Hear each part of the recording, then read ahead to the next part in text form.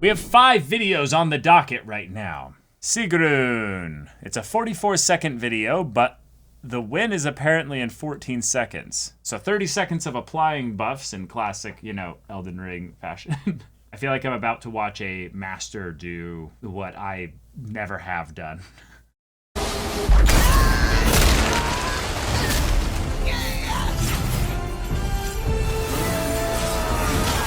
Oh! Oh! Oh! Whoa, whoa, whoa, whoa! Whoa! Whoa! It's over. Wait. Oh, that's it. It's over. That's it. So they pop this massive AoE, and then they go for Blades of Chaos move that I don't even have that one. And it just melts the HP right here. Oh, they have special armor? This is like new game plus something? Okay, gotcha. And then slow-mo to then get all the time to do this move.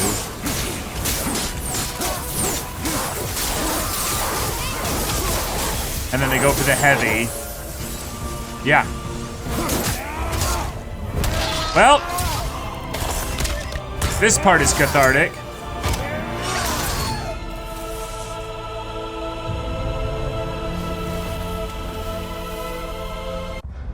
Whoa. Hold on. What? Versatile Warriors handle plus with the 22 to all stats? 900 strength at level 10? What? Are they cheating?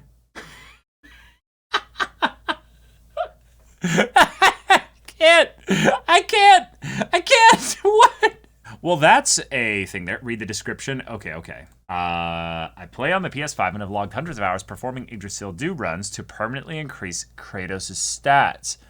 Oh. What is a do run? There are 12 Yggdrasil do in God of War that permanently boost your stats. The second time the water drops in the Lake of Nine is when you can collect all the dew. The idea is that you play up until that point, collect the dew and start a new game plus, rinse, repeat. Dew runs take 2 to 3 hours.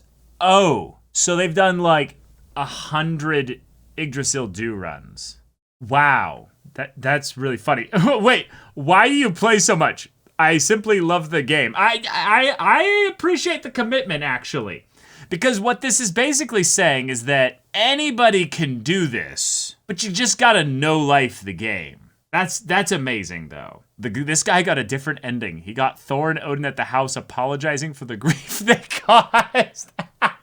The comments are amazing. Mimir, you're ready for Ragnarok, brother. This is the most canonically accurate Sigrun fight I've ever seen. 14 seconds is the time it takes me to die for her. I did 81 do runs for this video. I'm up to 86 do runs where some of my more recent videos are from. Stats also have caps like strength, runic, and cooldown. Defense and vitality seem to scale well, and luck is hard to measure, but it seems to help too. Wow, so most of the actual strength and runic that he has is above the cap, so it just doesn't even do anything after that point. Some people are not just built different in terms of skill. They're built different in terms of the mental discipline to just keep fucking going. All right, looks like it's time for dad jokes. Oh my God, wait. This has 15 million views. Dad jokes with Kratos. Kratos may be a dad now, but his journey to fatherhood won't be complete until he delivers some truly awful dad jokes. We teamed up with Kratos' voice actor, Christopher Judge, to make our daddy dreams a reality. Wait, these are non-canon Christopher Judge, just like bloopers or something of just him.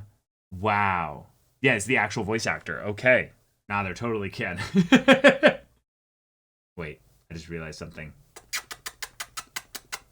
Guys, we need to show Mimir some love. He had to sit on Kratos' ass for, weeks at a time here. Watching this, just very, very emotionally stunted man struggle to connect with his son. So we just give kissies for Mimir, just...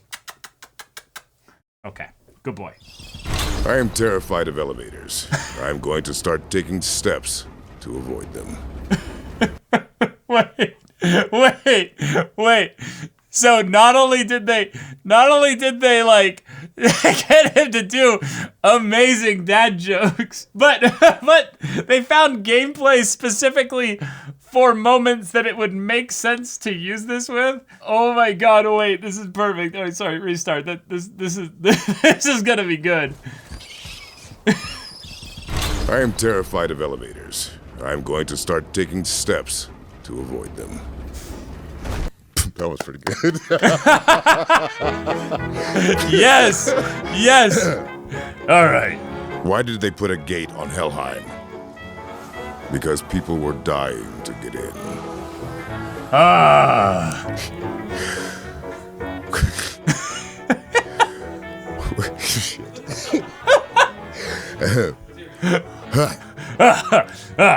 Why don't crabs give to charity? Because they're shellfish, boy. Ah, shellfish boy. What do you call a blind deer? No idea.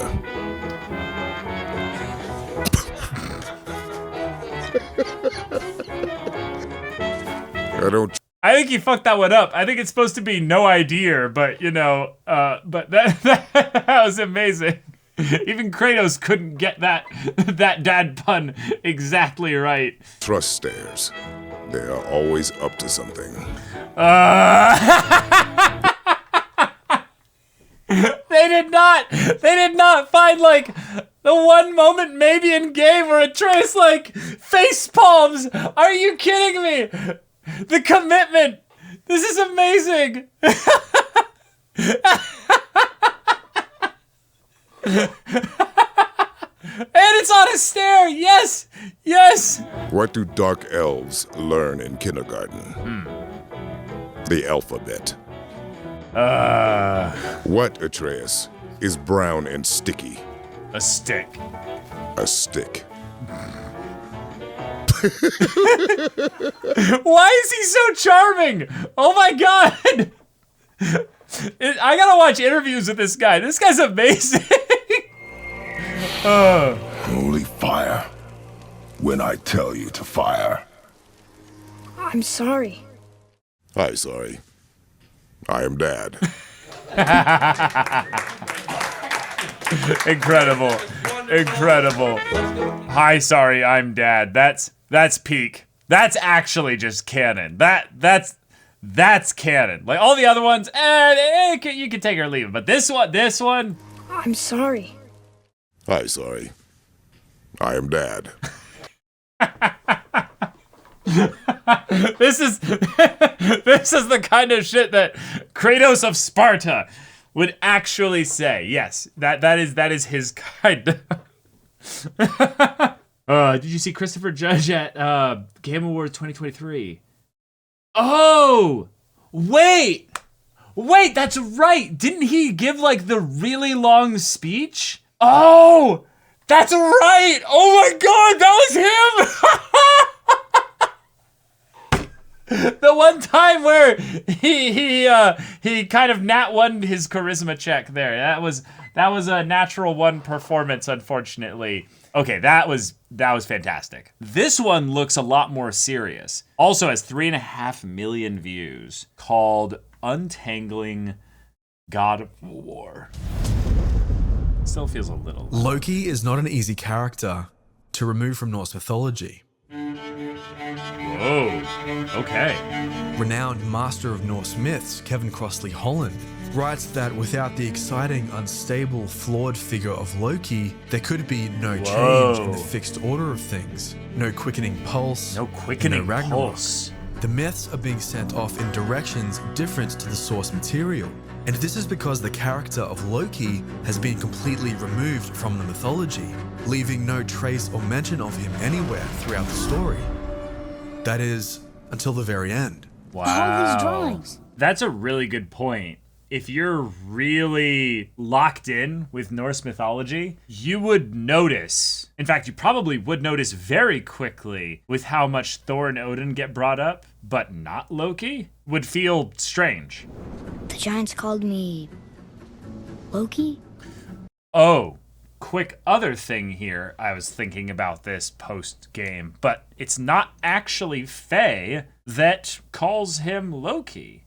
It's the Giants had the name on the wall for him as Loki. But Faye consented effectively to Kratos naming him Atreus, which says a lot about Faye in a really cool way, like a really, really bit of cool analysis you could have about the character of Faye by letting Kratos name him effectively Atreus.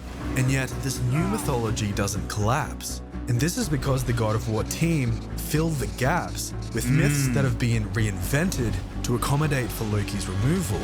Ooh, like what? This is gonna be God of fun. War writers don't just fill the gaps and walk away, but by untangling God of War's mythological tapestry, You will never change! we see the full picture. Oh. Okay, I feel like I'm about to watch a Vati video right now, but for God of War. Norse myth already has a complicated history, as almost everything we know about it comes down to only these two manuscripts. Whoa. The Eddas, Damn. namely the Poetic Edda and the Prose Edda. Unlike the I had no Greeks idea. with their thoroughly That's awesome. documented mythology, or the thousands of manuscripts on the New and Old Testaments, the Vikings never wrote anything down, and so all we've been granted are a scattering of Fucking Giga Chad's here being like, writing shit down? Huh. Oral tradition? Yeah. We're gonna sit around the campfire like men? Writing shit down? Huh, no. We're gonna just beat our chests and proclaim that shit to our kids. Yeah. That doesn't sound like room to drink and fucking and fight, you know? The Poetic Edda, also known as the Codex Regius or King's Book, was unearthed in 1643, but dates back to being written 400 years earlier. Wow. Judging by subtle time period inconsistencies in the text, the Codex Regius is actually thought to be a copy of an original manuscript written sometime around the beginning of the 13th century, which has never been found. Damn. The Prose Edda, but for better or worse, these two opposing forces of pride and compassion slowly begin to crack the other. You were teaching him how to be a god, and he was kind of, in turn, teaching Kratos how to be a human being. Beautiful. Beautiful. Braided mistletoe arrows, straighter than Heimdall and perfectly weighted. Oh. Thanks? You're clever. Thanks. Strap broke when we fought the dragon. Pain we endure. Faulty weaponry we do not. Good? Wait. Where did you get those? The arrows. Give them to me, now. These arrows are dangerous. They're wicked.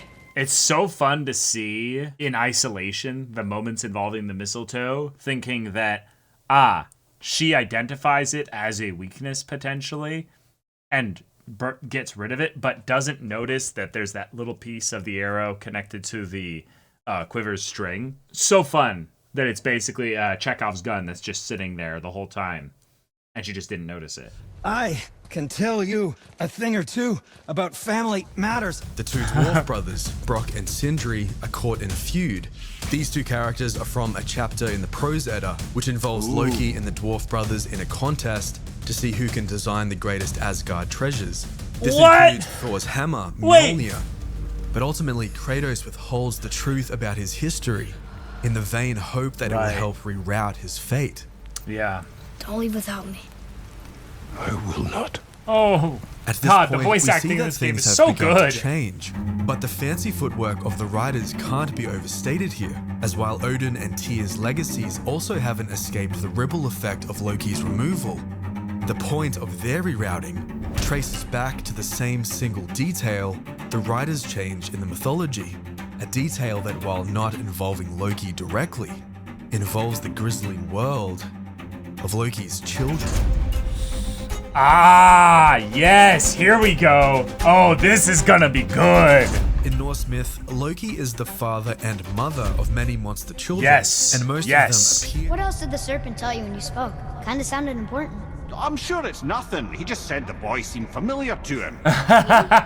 But it's Loki's third monster child on the mural, Fenrir. Yes, aka Fenrir. Fenris Wolf. Yes. The ever-growing wolf giant. This His is legacy in the Edders impacts the destinies of both Odin and Tyr. Just knowing where God this is what I'm really excited about. Stronger. And Tyr, knowing full well that his hand would be sacrificed, agreed. Fenrir was successfully bound, and Tyr's hand was bitten off, while the other gods laughed. And that's how the merciful Tyr got his nickname the One-Handed God, who in God of War is always depicted with both hands still intact, thanks to Loki's children not being born yet. People really loved him, huh? Aye.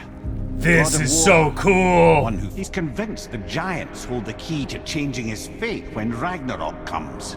They are the Aesir's oldest enemies, after all, and it's their army that's supposed to do him in the end. On the Jormungandr shrine, fate is predestined is spoken over all these events. That's also another pretty obvious, like, change in the mythos to have that brought up so emphatically by Mimir, who's supposed to know everything, that if you were somebody that knew quite a bit about Norse mythology, you'd also go, wait a minute, that's very different. And you'd probably, at the very least, wonder why.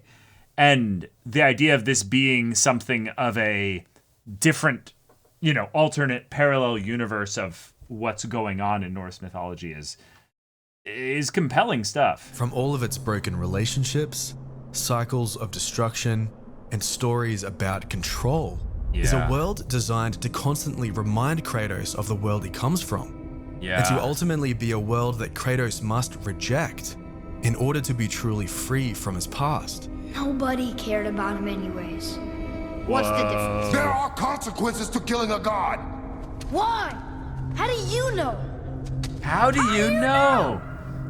God, this scene was incredible. But yeah, the idea that this world is built to give Kratos a constant reminder that he must reflect and basically look inward. Otherwise, this is going to go down that path. And then still at the end of the game, they show Atreus over the dead body of Kratos, basically warning him like, this is still on the table. This is not over. This is going to be your life, doing what you can for this boy and making sure that your past, your fuck-ups do not corrupt him, do not basically take him off this path here. You have put yourself and Atreus on the path, and now you have to walk it. You've come so far to now be aligned in the right direction, but you still have to walk it.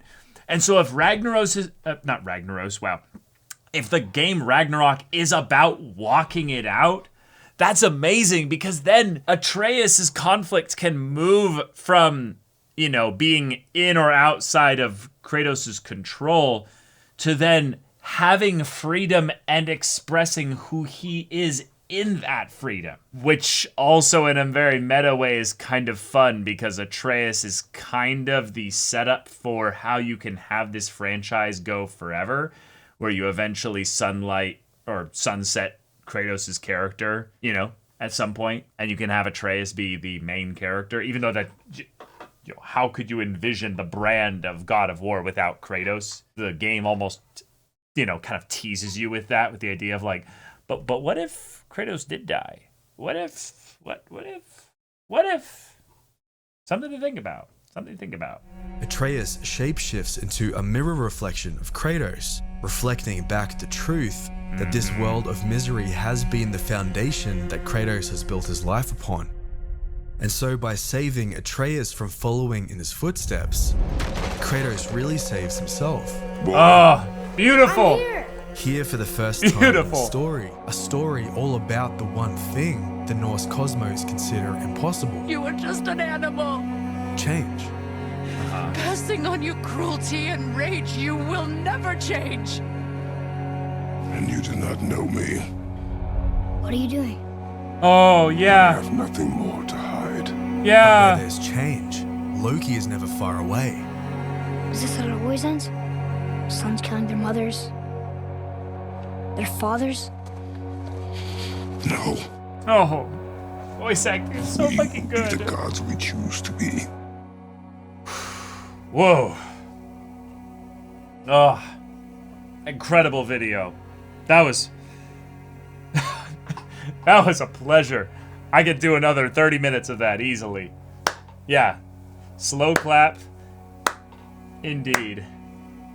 As far as the way in which they took the mythos and adapted it so gracefully, for those that have, you know, far more knowledge and love of the mythos than I do, even though in a lot of ways the mythos looks pretty easy to follow and understand because there's not that much of it actually canonically written down. Okay, let's kick off the Midgard mishaps video now.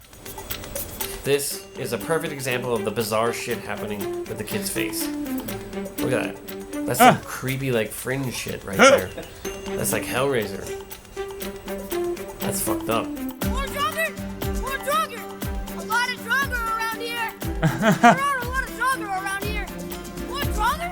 More Draugr? None of your fucking business! Now get in here!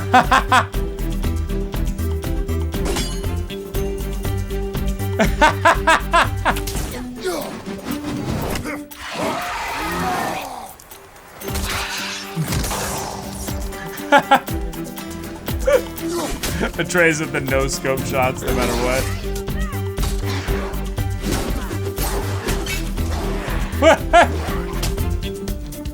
Amazing. Whoa! Whoa! Whoa! Kratos the breakdancer? Dance off what? No. Looping animations? What? Oh my god. Wait, I bet my new arrows can shatter something. What?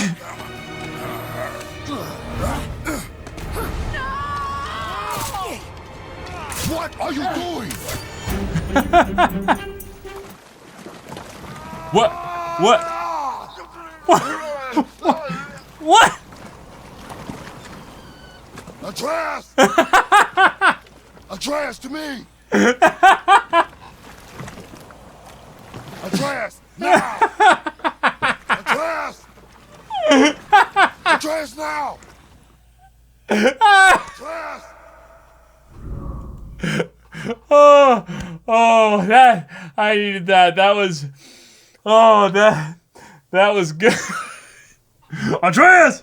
Yeah, game development is hard, y'all. It makes things, you know, makes things difficult. It's not always gonna work out the way you think it would. Okay, the God of War Raising Kratos full-length feature documentary. Before he came back to the studio, I could tell he was a completely different person. He had gotten married, was a father, and he was telling a completely different story just, you know, as Cory Barlog. Whoa, that's cool. He had changed with the franchise. Yeah. Turtle? Aww. Knowing that, we knew that same old Kratos, rage-filled, crazy guy, was not gonna work. And I kind of started thinking about this idea that if Kratos ever got a second chance, you know, this idea of like when I had a kid, I feel like my perspective on everything changed. Sure, yeah. Hi, do you want to come over and see what Papa? Come on, we'll go over here. We'll go call action. Can you say action? Action. Action. See, he's learning. Oh. The overwhelming vibe was that they were done with Kratos. You know, Kratos either needed to go away or needed a fresh start. Whoa. Okay, fans in chat of the original God of War games, how many of y'all before God of War 2018 were like, if they did any more God of War games, they should kill off Kratos. He should not come back from, you know, the dead, basically. We were tired of the same story. I felt he needed a change, not to die. I had a hard time imagining the series without him. I wasn't. A lot of people were after Ascension. I never believed he died. I didn't even think about the franchise returning after playing God of War 3. It was done and dusted. I never played. Okay, I played them as a kid and I was pretty done with the formula by the second game. Damn. I was pretty sure Kratos would have stayed dead, so I'm surprised he came back at all. I would have expected a new protagonist. Sure. Never really crossed my mind. I was like that because the third game was closed ending to me. It would be fine, but then don't call it God of War. His story's fulfilled in God of War 3. Well, he died in the 3, but they kept making prequels. Gotcha, sure. Yeah, no one thought Kratos would live after how 3 ended. Sure. If you see the picture, if you can see all the way in the back, that face is exactly what people think of Kratos right now, which is just like, ah! You know, like there's no like intelligent conversation like Kratos has. You just like rip your head off. Like, how do you feel? You and you just rip your head off. Like there's one dimension to this character which was awesome as the anti-hero of the first game, but it didn't really grow. We didn't go anywhere with it. First day back. Sorry, I'm pausing immediately again. I like the self-awareness to go, there was a very interesting character in the concept of the first game with the idea of the boy who basically had his brother ripped away from him and then became someone who was at the behest of fate because of Ares' actions with Athena and everything. And yet it was not explored. In fact, they kind of left it on the side in the favor of the cool like action set pieces and stuff. That's really cool self-awareness. So yeah, I was very excited, partly because I had been on God of War 1, 2, and 3, so I was ready for something new. And I was very excited that it was going to be futuristic, they're going to have guns, we're going to do something completely different. Wait! Oh my god. Oh, Gaming here IGN. with IGN News. Layoffs unfortunately hit Sony Santa Monica studio today. The Sony-owned exclusive developer, founded in 1999, is best known for its God of War games. The extent of the damage remains unclear. So all the sci-fi stuff is gone. We're getting it now, though. Corey is the director of it. Wait, really? They revitalized it? Like it's actually they're taking the old work and, you know, like old concept art, old direction, old style of it, and just that's going to be their next game? Hell yeah! All right, well, that's good to know. Thank you. New generation, new facility, new logo, all coming together here and now. And it starts the future of the business that we so love. Stressful, though. So stressful.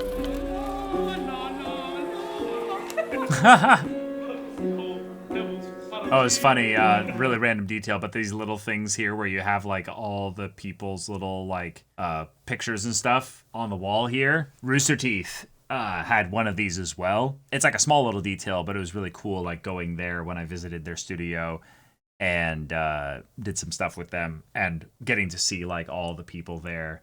They were like the team and stuff. It was really fun. So seeing this here just reminded me of that. Oh, food? What is this? What is this? What? You know, honestly, for me. Oh, right, we're back here. We're back here. Oh, food. Initially, it wasn't even going to be his kid. Like, I think the first pitch I gave was that we wouldn't even know what was happening. So it was like Kratos walking through the desert, because we were, in my mind, still doing Egypt initially. Oh, really? Sand blowing all over. It could have the been place. Egypt. Whose idea was it to go Nordic, though? I was all in on some of it, but the sun thing, like, not at first. Definitely not Yeah. at first. Just mainly because, like, from my perspective, it's like I'm trying to think of, like, combat and what we can do next, and then I see this tiny kid running around Kratos, and I'm like, my God, it's like all he's gonna do is slow him down, all he's gonna do is make things hard, and nobody wants that in the game. Right, sure. Ready This doesn't go on Facebook, by the way, or the Anger. More. More? More. Give it to me. Okay. Good. Nice. Yeah, it's nice. going really loud. It's really funny. Hey, he really grew up through this this franchise then. Boy. The vision for getting that kind of narrative tone, no camera cuts, like Right. getting all that stuff up and running, especially as well with like a buddy AI with the sun and Sure. having him lead the way properly, having him kind of move correctly, and I mean the vision was so clear, but it was also pretty ambitious. Very And ambitious. at that time, we didn't really have a lot of that working. It was fucking bad. It was just a mess, right? It was like 12 different ideas, you know, all at once. Oh, it was too no. much. This is not me leading. Nice. Ah. Excellent. Very good. Right from the get-go, you can see him and Sonny had a really good chemistry. And, you know, he's huge. Yeah, he is huge. People will say, Kratos can't grow. He's just this, like, anti-hero who just kills things and bathes in their blood. And I'm like, you need to see a therapist. But All right, we got the composer here. Yeah. If I had my own instrument, it's probably the accordion, because it's weird. And most people think it's lame. Bear McCreary. But I think it's cool. That name is now logged away. He told me the story of the game. I think we were there for like an hour and a half. And I felt like I was sitting around a campfire. Like I wanted to just like roast marshmallows and just like, and then what happened? It's the story that draws me musically. That's where I get ideas. And I realized like this game has a really well thought out story and character arc. And I just thought I have to be involved in this. Awesome. This seems like the kind of guy I could have a nice long conversation with over some like beer or something. The kid is going to teach Kratos how to be a human. Kratos is going to teach the kid how to be a god, right? Each of them has a piece of them missing, and they kind of help each other out on this buddy road trip movie. Yep. Yeah, that's what it is. It's the buddy road trip movie. Yeah. That's actually what it is. Yeah.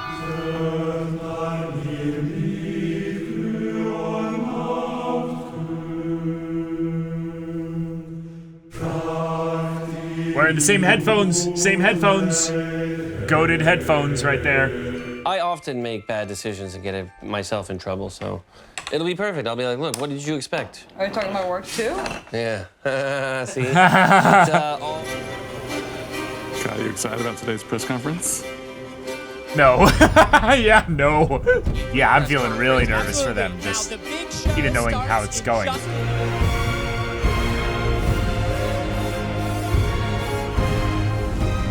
Richard on one side of me, and I had some random stranger on the other side of me. I want to lean over and be like, I know what this is. I know what this is. Yeah, I would be sweating. I would be disgusting if I was part of the team and watching the crowd react here. Boy! Wait, Corey was the one playing? Oh my, yeah, his hands are sweating. I would be. A test. She taught you to hunt, yes? Oh, cool. Yes, sir. Then show me what you know.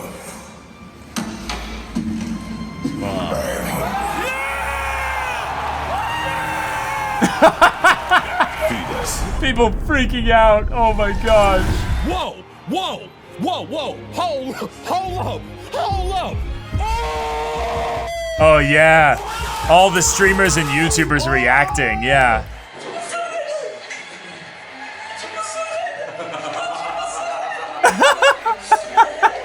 Very rarely in life do you get that. You know, feed us. Yeah. Kratos! Got a fucking whoop! Oh my god! So my friends are like really happy for me, like, bro, like I saw you in like God of War trailer. It was like so crazy, and they're like freaking out. And I was like, yeah. Yeah. Oh, no, they didn't.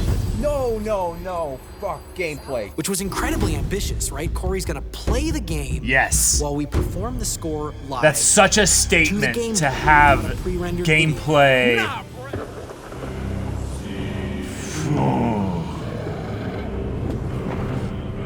Yo, dragons! Everybody's telling me, my gut is telling me, what we did on E3 doesn't scale, right? We took so much time out of the project to make that awesome. Right. That doesn't scale to a full-sized game. Yeah, how do we make that for a full game? That's a really good point. But the scary thing was, like, they showed 10 minutes of... That's a really good point. Do you think of how many games basically show a really ambitious reveal demo, a presentation, even if it's pre-rendered and it's not like gameplay or anything like that? There's so many games that even if the game is somewhat successful, that E3 demo or that, that initial marketing bit there just ends up being too much.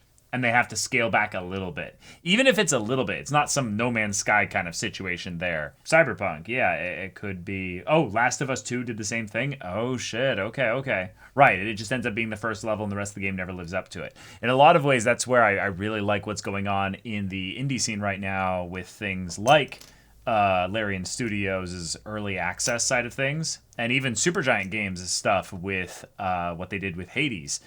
Having basically the time to, instead of giving the vertical slice being something that the players have no interaction with, you basically get that extra dev time to have the vertical slice be something that, the players are more involved in directly, and that gives you more time to go with things there. Larian is indie. Larian is absolutely indie. Go back and look at the story of Larian as a studio.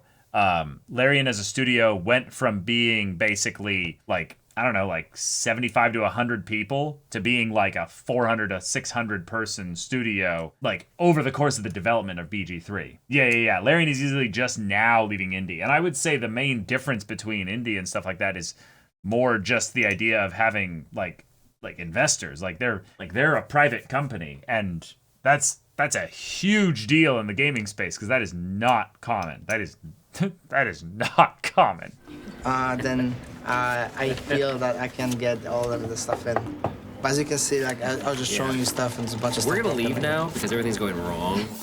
For me, at least, I think a big part of it is maintaining Damn. focus. Yeah, Like, the team stress is on all real. sides. Sometimes you just want to, go to each individual person and say, stop thinking, just Right. do this. Yeah. Right? Output. Don't look at all these other things. Just look at this and do this. This is crazy, because having watched the No-Clip doc with FF14, the kind of environment they're in is the exact same kind of environment that they went through from adjusting the whole structure of the game and basically throwing everything away and being like, we need you to just have output for the next 14 months or whatever it was. I think it was less time than that for A Realm Reborn. It might have even been 11 months.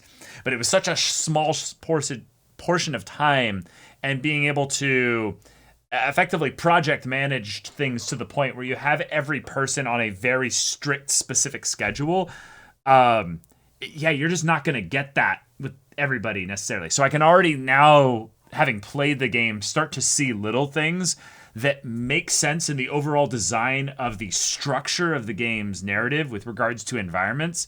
Like the idea that specific realms in this game are severely limited in scope, and how much of it is actually just environmental skybox kind of stuff for the purpose of selling the immersion, when the actual playable environment that you're in is really small for a lot, and I mean a lot, of the non-Midgard environments. So that's just kind of the stuff that they probably had to do, which is exciting, because then the idea that I'll then go to Ragnarok and see the things that probably weren't at play because they developed much of the tools that they would then use more efficiently with all that extra people, dev time, and all that kind of stuff there. So yeah, it's awesome. But then the opposite's true as well, right? Because I remember, like, you and I had many fights about how, like, the Draga reveal should work. And eventually it just came down to, like, I have a plan for this, leave me alone. I've got an idea, go away. Yeah. I don't have time for this. Right now, the only doors that are in there lead to realms. Right? Are you with me? Oh my god, your AI broke. Yes. I had a firmware update just And a firmware update. Well, you Lambs better work, Chris. Kratos. I'm the fucking god of Lambs war. Chris. I'm the fucking god of war.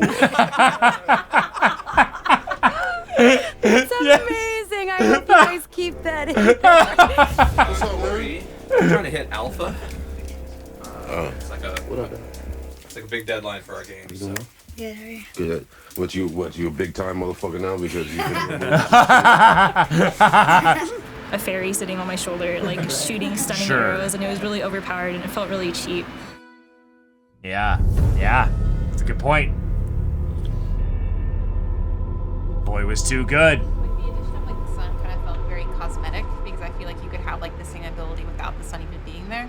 And so I feel like if like the sun was supposed to be like an integral part of like the game, then like he should have a role, and like the player should always be like actively aware of that, like as like a liability, or like maybe like having the sun like play a larger role in combat and stuff. That's cool that they're talking about one of the fundamental issues that people had with the idea of Kratos being a dad was that doesn't make sense from a gameplay perspective. So if you're the god of war, it's not the gods of war. So this boy has to not be the god of war, and then running around and basically would feel either cosmetic because they're not actually changing enough of the combat, or that you have something that you're actively like engaging with the sun's kind of elements in combat, and the idea of just having the X button just be that entire thing, but having the animations of what Atreus does in following up with your moves, in either like leaping over your back, in jumping on the enemies and attacking them in melee and stuff. It's really tough to find that balance where you feel engaged in the combat and the AI side of it is interactable, but it is not taking away from your experience as well. The specific release date, the date we've landed on is March 13th, 2018. It's now on the calendar. So the bug is you're invulnerable, and so what'll happen is you can kind of walk into the trap, and then really bad things start happening. Yesterday I was in the middle of taking a bunch of, oh, that's awesome. Look at that. Fuck. There's no reason at this phase that the log should just be walking on its own. It's the magic log right there. So Kurt.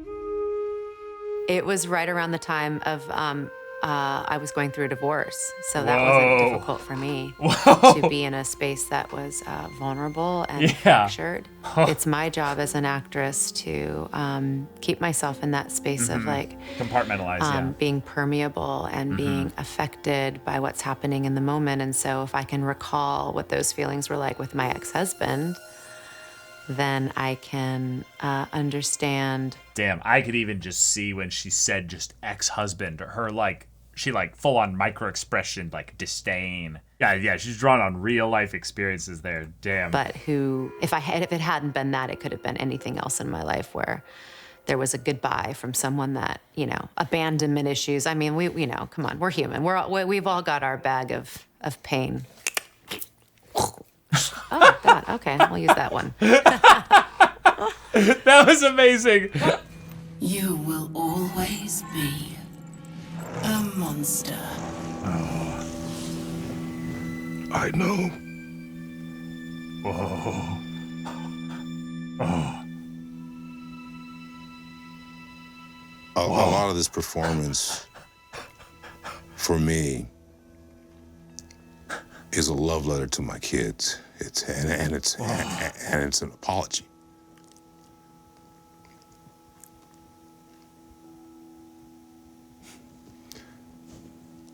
Yeah. You start feeling the sacrifice, if that makes any sense. Oh. We as working parents always wonder and question, do we really spend enough time with our children? I carry that with me every day, and I never have the right answer. The industry is incredibly demanding. It is all about what you've done lately, and you need to constantly move forward and do other things. I've always described my career as typical in the industry of having two states. You're either doing everything or you're doing nothing. Yeah. For me, it's like what being normal is what I struggle with. Like taking time off. Like, why don't we take a vacation or just like any of these things? Just even saying them, it's like, I'm feeling what called am out. I saying? I'm feeling called it's so out. Alien. Everything or nothing. It's time to take the foot off the gas a little bit. For all your hard work, for serving quality and excellence, even with the entailed personal sacrifice, staying true to the vision, even at points when things felt uncertain. As a team, we're on course to deliver something pretty magnificent. Yeah, you are. And it's because each and every one of you and the passion you bring every single day. FQA submit has moved to March 9th. And goal and release to manufacturing moves to March 15th, which pushes the game's release from March 13th to April 20th. Well done. Good decision. Good decision to move the game release back.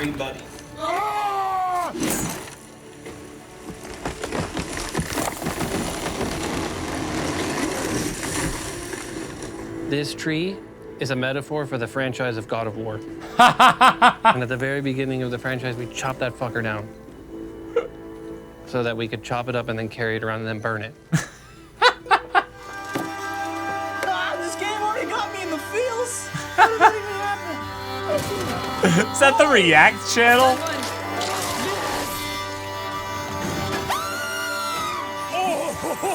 Hey, green PewDiePie. All right, and the game There it award is. for Game of the Yeah, Year yeah, goes to God of War. yeah.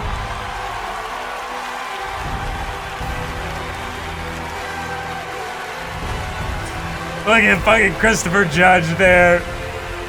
Look at him. I miss Jeff Kaplan I want too. to thank my Yeah. children and all of the families throughout the God of War team. Oh. And you guys, the fans around the world. Together, we all dream big dreams. Thank you, everyone. Oh. Chills. Just knowing the story that little bit more adds extra poignancy and value to my experience with the game, but also just thinking about it from the idea of game development and what sacrifice, you know, effectively all these people made is just, yeah, it makes it hit that much harder. Yeah, I think I'm going to appreciate this game even more, seeing the ways in which I'm now going to enjoy going and watching other people's Let's Plays and playthroughs of this game, and be able to see the little things that they all individually draw from the game. I feel like that's why I love art and stories, is to be able to see the way it brings forth that unique spirit out of people who go and experience that art. It's why I watch reaction channels, why I watch, you know, commentary videos, Let's Plays, and stuff of that nature. To just see what they see, just to get basically a window into the look of somebody else's eyes. And this is one of those games that will just go up there as the, I gotta see how other people experience this journey. People that, you know, this is their first God of War game, this is their, you know, 5th or 6th or what have you. Yeah. Really special story. What a ride, y'all. What a ride. Ragnarok will be coming at some point. I'm not going to give any specific dates right now. I do have a game I have to get to before that, which is the episode Aegis Persona 3 Reload DLC. I'm very excited to get into that. I do not know how much content there's going to be and how long it's going to take, but Ragnarok will happen after that. I don't know how much longer after that or directly after that. It really depends on just the overall state of things with regards to the PC port and how that works. But I'm very, very excited. Very excited. I will see you all on the flip side of things. Thank you so much for being with me as a part of this journey into a franchise that is very storied and filled with history. And I'm kind of coming in at the tail end of things. And I'm just excited to see where things go from here.